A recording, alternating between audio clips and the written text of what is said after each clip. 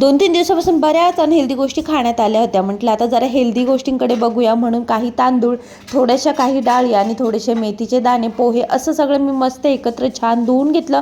ते छान सगळं धुतलेलं पाणी ना मी झाडांना घातलं आणि त्याच्यानंतर ना ते सगळं 7 ते 8 तासांसाठी भिजत ठेवलं. त्याच्यानंतर आज माझी कामं एवढी लवकर आवरली होती ना, म्हणजे सकाळी 9, 9:15 माझे कपडे वगैरे सगळं धुवून झालं होतं.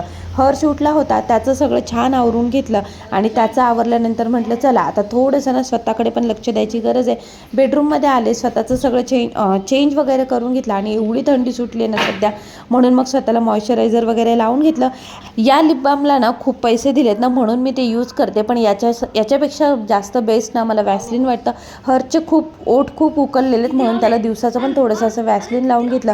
त्याच्यानंतर त्याला असा हेल्दीवाला नाश्ता दिला आणि आज मला ना काहीतरी असं खायची इच्छा होत होती, म्हणून मग मी थोडासा अनहेल्दी नाश्ता करून घेतला आणि नंतर आम्ही अभ्यासाला बसलो. चला तर आज पुरतं एवढंच. होप सो व्हिडिओ आवडला असेल. Do like, share, subscribe, stay tune, bye.